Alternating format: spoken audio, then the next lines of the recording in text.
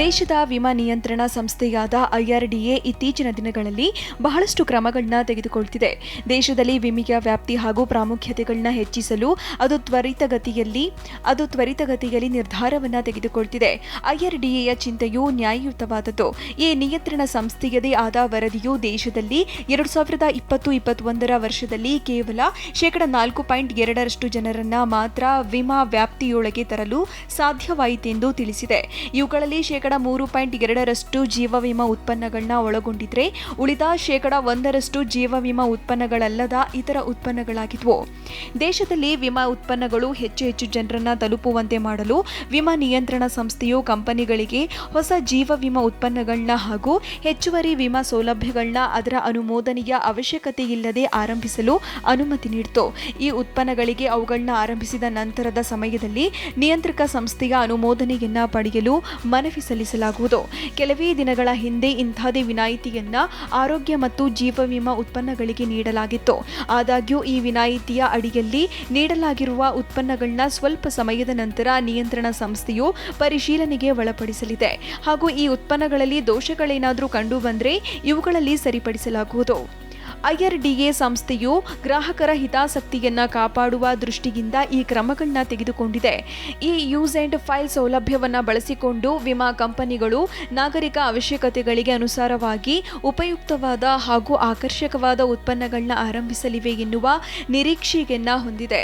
Corona ಸಾಂಕ್ರಾಮಿಕ ಮಹಾಮಾರಿಯು ಆರೋಗ್ಯ ವಿಮಾ ಸೌಲಭ್ಯವನ್ನ ಹೊಂದುವುದರ ಪ್ರಾಮುಖ್ಯತೆಯನ್ನ ಒತ್ತಿ ಹೇಳಿದೆ.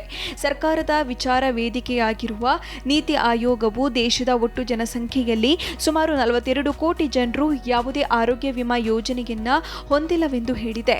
ಈ ಯೂಸ್ ಅಂಡ್ ಫೈಲ್ ಯೋಜನೆಯು ದೇಶದ ಒಟ್ಟು ಸಂಖ್ಯೆಯ 30% ಜನರನ್ನ ಆರೋಗ್ಯ ವಿಮಾ ಯೋಜನೆಯ ವ್ಯಾಪ್ತಿಯೊಳಗೆ ತರಲು ಪರಿಣಾಮಕಾರಿ ಎಂದು ಸಾಧಿತವಾಗಬಲ್ಲದು.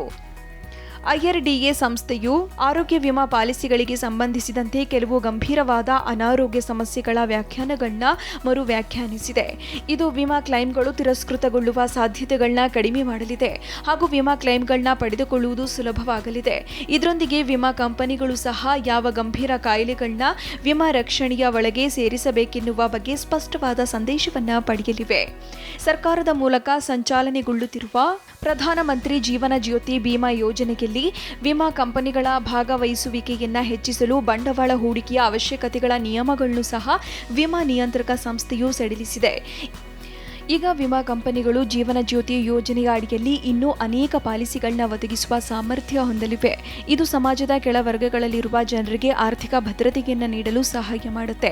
ದೇಶದಲ್ಲಿ ಬೆಳೆ ವಿಮೆ ಯೋಜನೆಯು ದೀರ್ಘಕಾಲದಿಂದ ಜಾರಿಯಲ್ಲಿಲ್ಲದಿದ್ದರೂ ಅದರ ಸೌಲಭ್ಯವನ್ನು ಪಡೆಯುತ್ತಿರುವ ರೈತರ ಸಂಖ್ಯೆ ಬಹಳ ಕಡಿಮೆಯಿದೆ.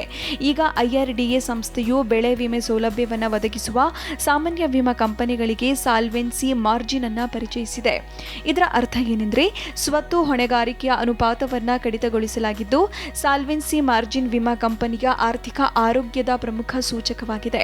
ಈ ನಿರ್ಧಾರದಿಂದಾಗಿ ವಿಮಾ ಕಂಪನಿಗಳ ಬಳಿ 1,400 ಕೋಟಿ ರೂಪಾಯಿಗಳಷ್ಟು ನಗದು ಹಣ ಇರಲಿದೆ.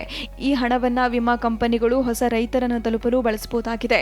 ದೇಶದ ಹೆಚ್ಚಿನ ಸಂಖ್ಯೆಯ ಜನರನ್ನ ವಿಮಾ ಯೋಜನೆಗಳ ವ್ಯಾಪ್ತಿಯೊಳಗೆ ತರುವ ಸರಣಿ ಸುಧಾರಣಾ ಕ್ರಮಗಳಲ್ಲಿ ಇದು ಒಂದು ಭಾಗವಾಗಿದೆ.